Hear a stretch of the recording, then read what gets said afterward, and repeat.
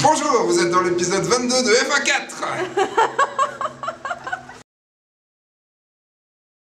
Alors bonjour, bienvenue, nous sommes dans l'épisode 22 de F1.4. Nous sommes dans un tunnel, pas pour vous apprendre ce qui est le Shelter Lightning, mais pour vous apprendre comment faire cette dernière photo là, qui a été faite en mars dernier avec Clémence et que je vais donc refaire aujourd'hui. Clémence n'est malheureusement pas aujourd'hui, mais nous avons Amélie qui est là. Et donc on va en faire quelque chose de beaucoup plus compliqué, de beaucoup plus fantastique, de beaucoup plus dramatique. Je vais vous expliquer la prise de vue, les petites astuces pour faire plusieurs schtroumpfs pour réaliser cette schtroumpf, la partie shooting dans un magnifique tunnel. Pourquoi tunnel? Parce qu'aujourd'hui il fait pas beau.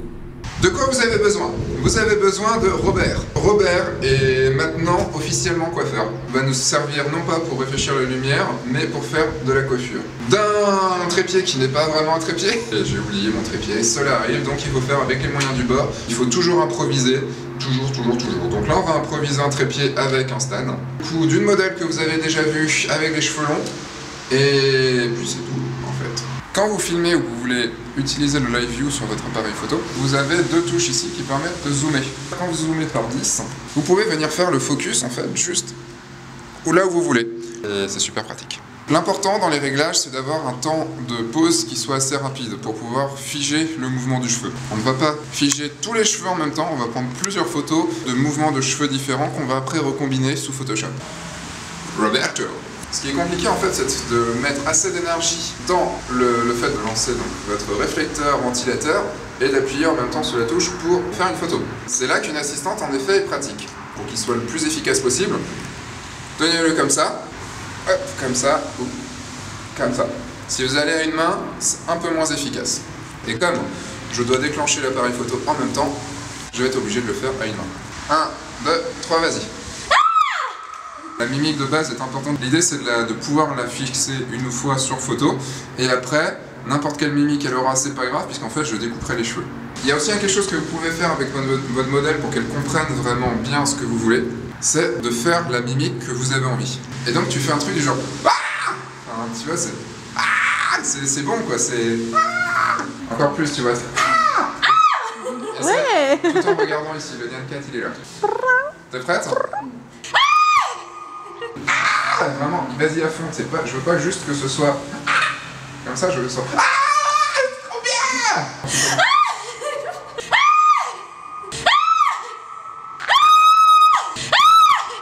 Maintenant que la partie visage est faite, on va faire la partie cheveux. Donc là, maintenant, elle a plus besoin de sourire, elle peut faire la gueule si elle a envie. Tu vas me faire la gueule, Amélie? Bah ouais. Je vais soulever plein de fois les cheveux dans des positions différentes.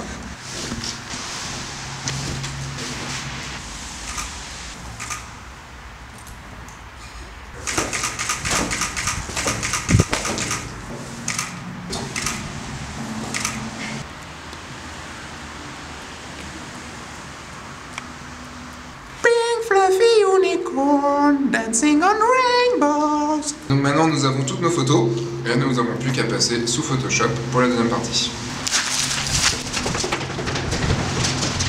Alors nous voici sous Photoshop, sur l'ordinateur. Donc après votre import sur Lightroom, vous avez toutes les photos, donc les 150 photos qui ont été faites. Vous les triez, vous essayez de trouver en fait plusieurs photos qui peuvent englober toute la tête autour. Prenez-en plus que pas assez, vous verrez bien sous Photoshop ce que ça donne. Donc moi j'ai fait ma sélection, environ 10 photos, qui vont me permettre de faire mon photoshopage. J'ai fait en fait un léger, très léger travail sur chaque photo, un tout petit peu d'exposition en plus, un petit peu de contraste, en fait avoir une photo qui soit à peu près correcte. Vous revenez sur votre bibliothèque, vous sélectionnez tout avec un contrôleur, vous faites clic droit, éditer dans Open as Layers in Photoshop, cliquez dessus, puis vous attendez. Et magie, ça arrive sous Photoshop. C'est un petit peu long, vous avez le temps d'aller faire des mots croisés à côté si vous voulez.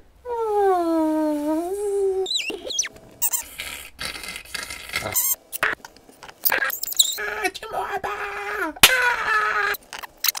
Cette fois, nous avons tout sous Photoshop. Donc en fait, l'option sur Lightroom vous permet d'un seul clic en fait d'envoyer plusieurs photos dans un même fichier sous Photoshop. On va d'abord définir la photo qui sera la photo de base, donc la photo d'arrière-plan. J'ai défini que c'était la première en fait, que du coup je mets tout en bas. Donc cette photo-là, en fait, contiendra le fond. Parce que je trouve que le fond est joli sur cette photo-là. Puis en plus, c'est l'expression du visage que je voulais. Sur chaque photo, vous venez appliquer un masque de fusion en blanc. Et vous allez venir peindre en noir ce qui vous intéresse. Pourquoi en noir? Ben, vous le verrez. Ce qui m'intéressait sur cette partie-là, c'est juste le coup. Vous enlevez en fait tous les calques. Et donc vous voyez ce que vous voulez prendre ici. Donc moi, je voulais juste le coup sur celle-là. C'est cette partie-là qui m'intéresse. Faites les choses rapidement. Là, en fait, c'est le corps qui m'intéresse sur celle-là. Donc, vu que c'est le corps, je vais l'envoyer au-dessus. Comme ça, les deux parties corps seront en haut. Donc, j'ai vraiment sélectionné mes photos pour qu'il y en ait tout autour du visage. CTRL I pour pouvoir inverser le masque de fusion. Ça nous permet maintenant d'afficher uniquement ce que l'on voulait sélectionner. Nous allons affiner, en fait on va jouer sur quel calque passe devant, quel calque passe derrière, on va affiner aussi les masques de fusion. Donc la partie corps, on peut la mettre dans un groupe. En fait, dans un premier temps, c'est tout caler les calques les uns sur les autres. On les réaffiche un par un, et en fait on vient juste les placer à peu près au bon endroit. Pourquoi j'ai choisi ce coup-là, en fait, c'est juste parce que je voulais dégager un petit peu la nuque. C'est une question, en fait, de bien distinguer le cou. Le corps, ce qu'on va faire, vous pouvez avoir une dureté un tout petit peu, vers 30%, et on va juste venir affiner vite fait. Le cou, vous le placez, vous mettez en opacité 50%, comme ça, vous pouvez venir juste placer bien votre calque. Vous remettez avec la touche 0 en 100%, de voir avec la tête, pour que la tête passe au bon endroit. Et donc, je vais juste rajouter un masque de fusion ici.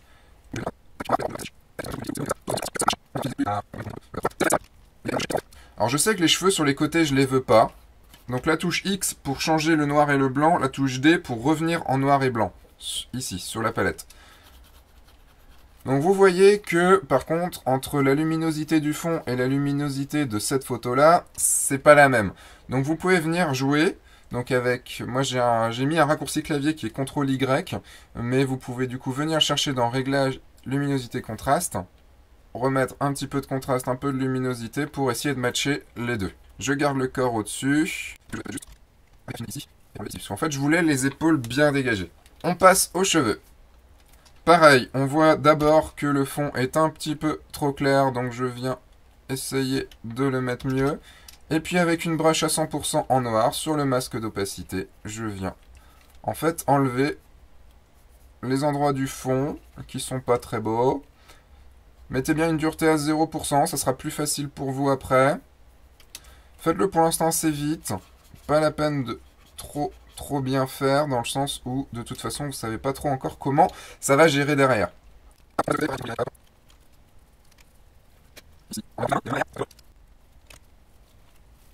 En fait, on fait d'abord ça, et après on ira voir comment les cheveux passent les uns entre les autres, les pinces les uns sur les autres, on verra quel calque mettre en premier.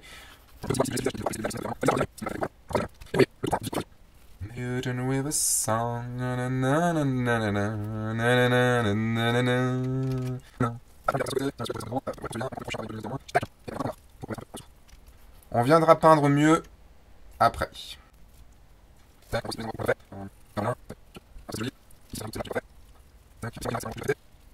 En mode flèche, donc avec la touche V, vous pouvez appuyer sur la touche CTRL pour venir sélectionner le calque en cliquant dessus directement. Vous voyez, j'ai besoin de sélectionner ce calque-là parce que l'oreille est pas bonne.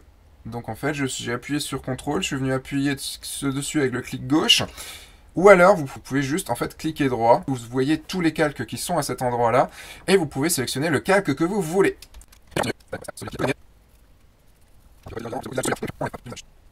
Juste la petite partie là qui est blanche, donc du coup en plus on va bien mieux voir son cou. On va revoir maintenant sur l'ordre des calques. Il y a peut-être certains calques qui sont mieux que d'autres à certains endroits. Le premier calque, en fait le 78, n'a pas beaucoup de cheveux, donc a beaucoup de blanc. Et on va du coup l'amener en arrière-plan. Donc hop, ici, histoire qu'il se voit moins. Pareil pour celui-là, il est un petit peu en retrait, donc on le met en arrière. Vous tâtonnez. À cet endroit-là, en fait, il faut tâtonner. Il faut absolument tâtonner pour voir qu'est-ce qui passe le mieux. Maintenant, nous allons venir affiner tout ça. En fait, on va régler tous les petits endroits qui sont pas bons. Genre ici. Comme ça. Plus vous passerez de temps dessus, mieux ce sera. Tous ces petits endroits là, tous ces petits verts là, tous ces petits clairs, il va falloir les enlever, ou alors enlever carrément ici. Vous pouvez venir avec une brush à 50%.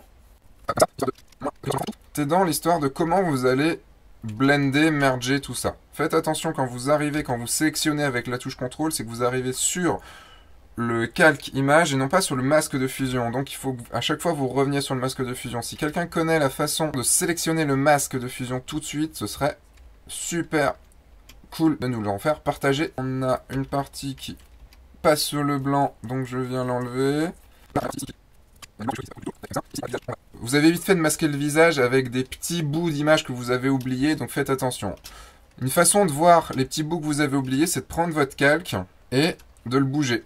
Et là, vous voyez, il y a toute cette partie juste ici, toute cette partie-là qui est bizarre.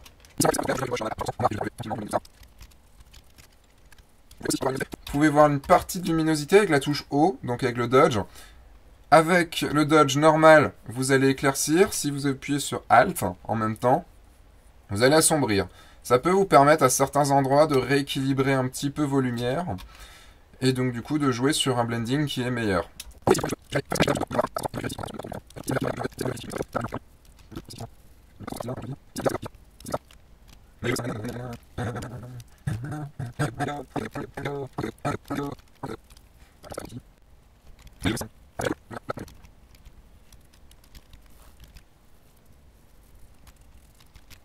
On a un résultat qui est à peu près correct. Bien sûr, en passant beaucoup plus de temps, en testant beaucoup plus de choses, on pourrait réussir à avoir quelque chose de beaucoup mieux. Maintenant qu'on a fait le montage, l'idée maintenant c'est de lui donner une ambiance. On peut faire une petite courbe de contraste. La petite courbe en S classique, vous allez un petit peu léger. Vous voyez que les cheveux se démarquent pas forcément beaucoup du fond, donc en fait on va différencier la couleur et la luminosité des cheveux et du fond. Je crée un groupe appelé cheveux. Dedans, je viens mettre une petite courbe où je vais contraster un tout petit peu léger. Et je vais surtout rajouter du rouge. J'ai envie de jouer en fait sur un fond bleu et sur une couleur de cheveux un peu plus rousse. Petite balance des couleurs, en les cheveux un tout petit peu plus orangés. Un peu de luminosité contraste en fait, juste pour rajouter un petit peu plus de contraste. Et de la saturation, parce que je trouve qu'au final, c'est beaucoup trop saturé. Je mets un masque de fusion. Vous appuyez sur la touche Alt, masque de fusion, et il arrive directement en noir. Et puis vous venez peindre.